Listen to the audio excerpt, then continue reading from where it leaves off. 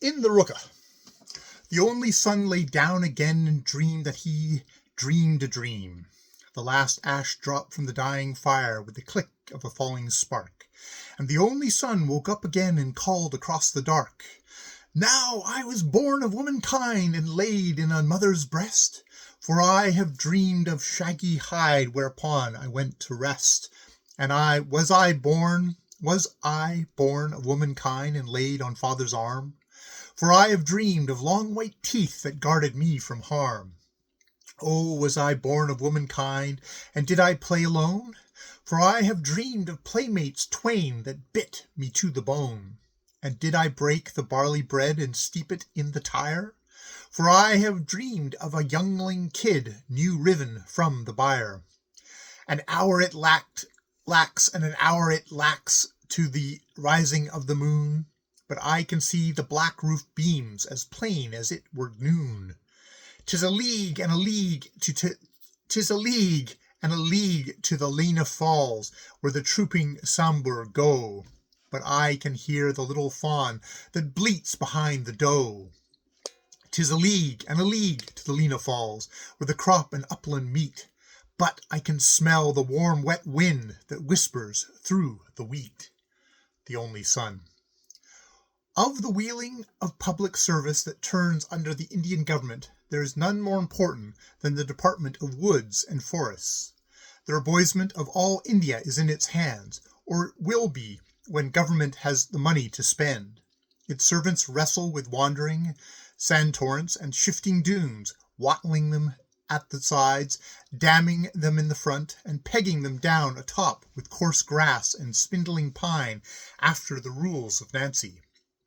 They are responsible for all the timber in the state forests of the Himalayas, as well as for the denuded hillsides that the monsoons wash into dry gullies and aching ravines. Each cut a mouth crying aloud what carelessness can do. They experiment with battalions of foreign trees, and coax the blue gum to take root, and perhaps dry up the canal fever.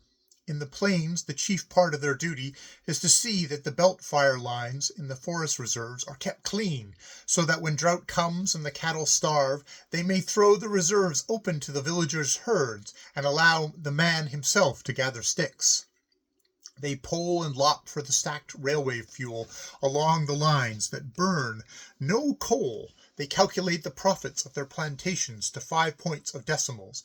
They are the doctors and midwives of the huge teak forests of Upper Burma, the rubber of the eastern jungles, and the gallnuts of the south, and they are always hampered by lack of funds. But since a forest officer's business takes him far from the beaten roads and the regular stations, he learns to grow wise in more than wood lore alone, to know the people and the polity of the jungle, meeting tiger, bear, leopard, wild dog, and all the deer, not once or twice after days of beating, but again and again in the execution of his duty.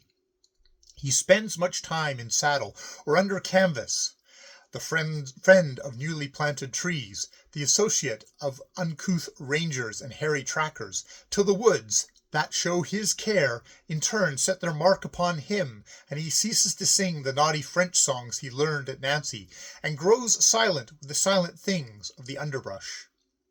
Gisborne of the woods and forests had spent 4 years in the service. At first he loved it without comprehension, because it led him into the open on horseback and gave him authority.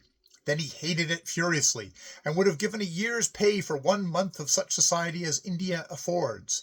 That crisis over, the forest took him back again, and he was content to serve them, to deepen and widen his fire lines, to watch the green mists of his new plantation against the older foliage, to dredge out the choked stream, and to follow and strengthen the last struggle of the forest where it broke down and died among the long pig grass.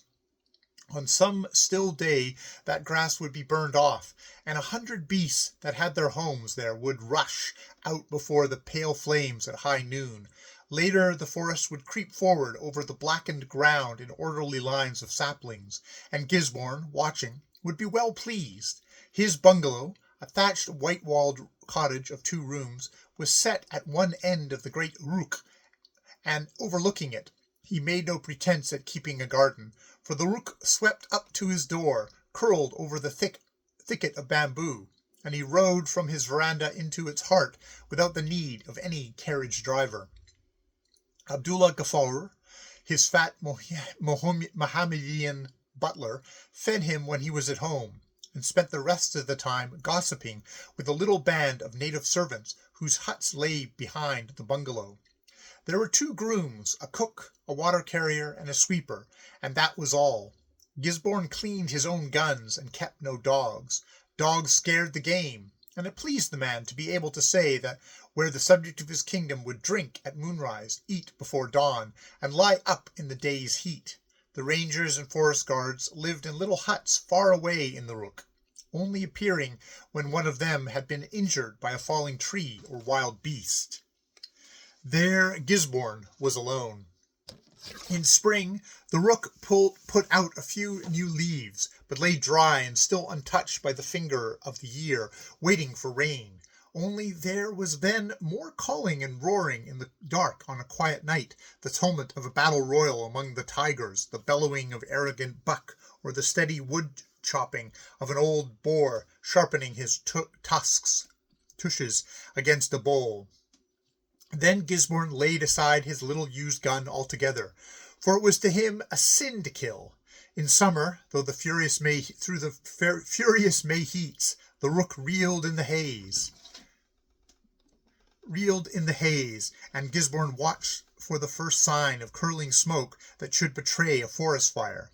Then came the rains with a roar, and the Rook was blotted out in fetch after fetch of warm mist, and the broad leaves drummed the night through under big drops, and there was a noise of running water, of juicy green stuff crackling where the wind struck it, and the lightning wove patterns behind the dense matting of the foliage, till the sun broke loose again, and the Rook stood with hot flanks smoking to the newly washed sky. Then the heat and the dry cold subdued everything to tiger color again. So Gisborne learned to know his Rook, and was very happy. His pay came month by month, but he had very little need for money. The currency notes accumulated in the drawers where he kept his home letters and recapping machine. If he drew anything, it was to make a purchase from the Calcutta Botanical Gardens, or to pay a ranger's widow a sum that the government of India would never have sanctioned for her man's death. Payment was good, but vengeance was also necessary, and he took that when he could. One night of many nights, a runner, breathless and gasping, came to him with the news that a forest guard lay dead by the Cane stream, the side of his head smashed in as though it had been an eggshell. Gisborne went out at dawn to look for the murderer. It is only travellers now and then, young soldiers who are known to the world as great hunters. The forest officers take their shikar as a part of the day's work, and no one hears of it. Gisborne went on foot to the palace of the Kill. The widow was wailing over the corpse as it lay on a bedstead, while 2 or 3 men were looking at the footprints on the moist ground. "That is the red one," said a man. "I knew he would turn to man in time, but surely there is game enough even for him. This must have been done for deviltry." "The red one lies up in the rocks at the back of the sal trees," said Gisborne. He knew the tiger under suspicion. "Not now, Sahib, not now. He will be raging and ranging to and fro. Remember that the first kill is a triple kill always. Our blood makes them mad. He may be behind us even as we speak." "He may have gone to the next hut," said another. "It is only 4 costs. Wallah, who is this?" Gisborne turned with the others. A man was walking down the dried bed of the stream, naked except for the loincloth, but crowned with a wreath of tasselled blossoms of the white convolvulus creeper. So noiselessly did he move over the little pebbles that even Gisborne, used to the soft-footedness of trackers, started. "The tiger that killed," he began, without any salute, "has gone to drink, and now he is asleep under a rock beyond that hill." His voice was clear and bell-like, utterly different from the usual whine of the native, and his face, as he lifted it in the sunshine, might have been that of an angel straying among the woods. The widow ceased wailing above the corpse, and looked round-eyed at the stranger, returning to her duty with a double strength. "Shall I show the Sahib?" he said simply. "If thou art sure," Gisborne began. "Sure indeed. I saw him only an hour ago, the dog. It is before his time to eat man's flesh. He has yet a dozen sound teeth in his evil head." The men kneeling above the footprints slunk off quietly, for fear that Gisborne should ask them to go with him, and the young man laughed a little to himself. "Come, Sahib," he cried, and turned on his heel, walking before his companion. "Not so fast. I cannot keep the pace," said the white man. "Halt there. Thy face is new to me." "That may be. I am but newly come into this forest." "From what village?" "I am without a village. I come from over there." He flung out his arms towards the north. "A gypsy, then?" "No, Sahib. I am a man without caste, and for matter of that, without a father." "What do men call thee?" "Mowgli, Sahib." "And what is the Sahib's name?" "I am warden of this rook. Gisborne is my name." "How? Do they number the trees and the blades of grass here?" "Even so, lest such gypsy fellows as thou set them afire." I would not hurt the jungle for any gift. That is my home." He turned to Gisborne with a smile that was irresistible, and held up a warning hand. "Now, Sahib, we must go a little quietly. There is no need to wake the dog, though he sleeps heavily enough. Perhaps it were better if I went forward alone and drove him down wind to the Sahib." "Allah! Since when have tigers been driven to and fro like cattle by naked men?" said Gisborne, aghast at the man's audacity. He laughed again softly. "Nay, then, come along with me and shoot him in thy own way with the big English rifle."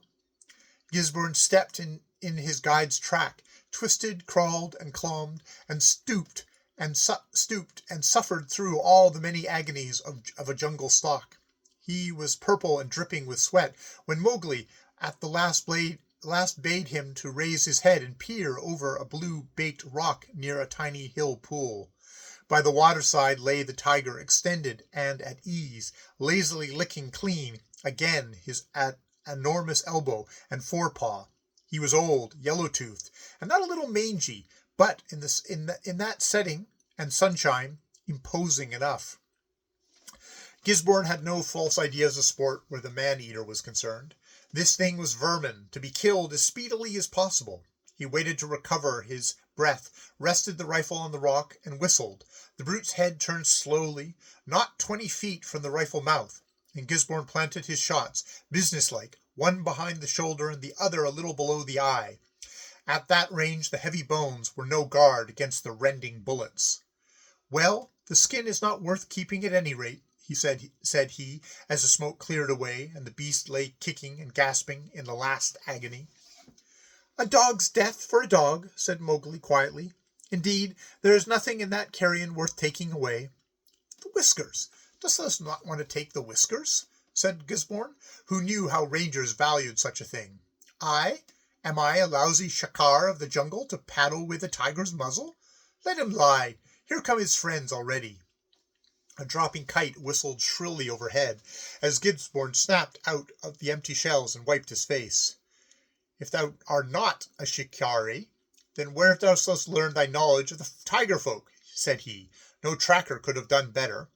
"I hate all tigers," said Mowgli curtly. "Let the Sahib give me his gun to carry.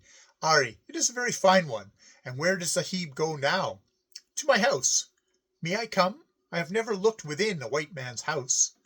Gisborne returned to his bungalow, Mowgli striding noiselessly before him, his brown skin glistening in the sunlight. He stared curiously at the veranda and the 2 chairs there, fingered the split bamboo shade curtains with suspicion, and entered, looking always behind him. Gisborne loosed a curtain to keep out the sun. It dropped with a clatter, but almost before it touched the flagging of the veranda, Mowgli had let clear and was standing with a heaving chest in the open. "It is a trap," he said quickly. Gisborne laughed. "White men do not trap men. Indeed, thou art altogether of the jungle." "I see," said Mowgli. "It is neither catch nor fall. I never beheld these things till to-day." He came in on tiptoe and stared with large eyes at the furniture of the 2 rooms. Abdul Ghaffar, who was laying lunch, looked at him with deep disgust. "So much trouble to eat, and so much trouble to lie down after you have eaten," said Mowgli with a grin. "We do better in the jungle. It is very wonderful. There are many rich things here.